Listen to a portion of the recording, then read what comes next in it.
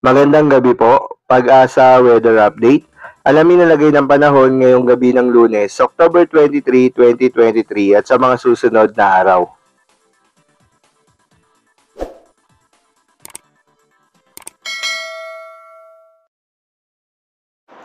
Dalawang weather systems pa rin po nakakaapekto dito sa malaking bahagi po ng Luzon. Una na dyan ay ang northeast monsoon na siyang nagdadala po ng generally mas malamig na panahon at may hinang ulan in some areas of northern Luzon, habang sa malaking parte naman po ng central and southern Luzon ay umiral pa rin po yung tinatawag natin na shear line o itong linya kung saan nagtatagpo po ang malamig na northeast monsoon at ang mainit na hangin galing Pacific Ocean. So asahan pa rin ang mga pag-ulan lalo na dito sa may silangang parte ng Luzon. Samantala sa may Visayas, Mindanao at ilang pambahagi po ng Mimaropa, asahan yung mga localized thunderstorms sa mga susunod pa rin na araw. Magandang balita po dahil wala pa rin tayo nakikitang bagyo na papasok at makakaapekto sa ating Philippine Area of Responsibility ngayong linggo.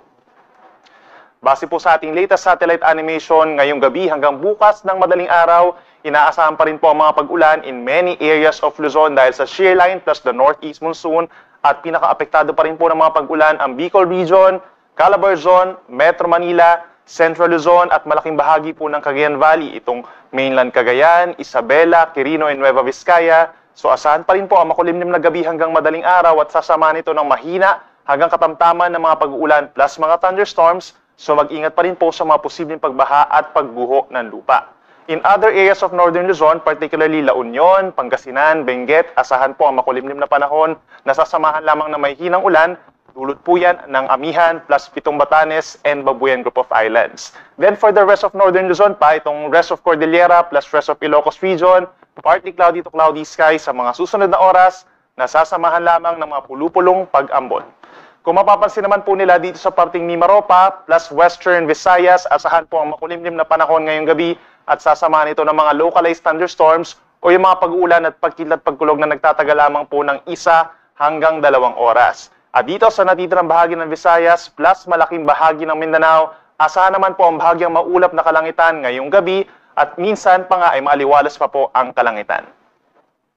Bukas po magdala pa rin ng payong ang ating mga kababayan dito sa Kabikulan, Quezon and Aurora dahil asahan pa rin po ang epekto ng shear line o itong banggaan po ng mainit at malamig na hangin, kaya mag-ingat pa rin po sa mga pagbaha o pagguho ng lupa lalo na sa umaga. Then pagsapit po ng tanghali hanggang hapon, mababawasan yung mga pag-ulan dito sa may Southern Quezon plus Bicol Region at magko-concentrate ang mga pag-ulan over Northern Quezon at malaking bahagi ng Aurora. Dito naman po sa Northern Luzon, apektado pa rin po sila ng northeast monsoon or amihan, so asahan pa rin ang makulimlim na panahon plus bahagyang malamig po na temperatura sa malaking bahagi po ng Cagayan Valley at ilang parte pa ng Cordillera Region, habang dito sa may Benguet, Abra at may Ilocos Region, partly cloudy to cloudy skies at mababa ang tsansa ng malalakas na mga pag-ulan, more on mga pag-ambon lamang po. At sa ilang bahagi pa ng Central Luzon plus Metro Manila, rest of Calabarzon at malaking bahagi po ng Mimaropa, generally mag-i-improve po ang weather. Sama magpapakita na ng mas madalas po si Haring Araw lalo na sa umaga hanggang sa tanghali. And then sa hapon hanggang sa gabi, mataas muli ang tsansa na magiging cloudy at meron pa rin mga pulupulong ulan dulot ng localized thunderstorms.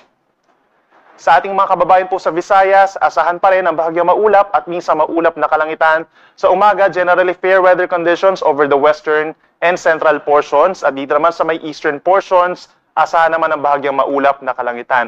At mas madalas yung mga pulupulong ulan, lalo na po sa hapon hanggang sa gabi, dito sa may northern and eastern Samar.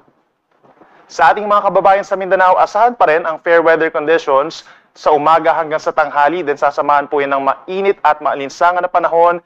And in some areas like dito sa may Davao City and Zamboanga City, possible hanggang 33 degrees Celsius na maximum temperature.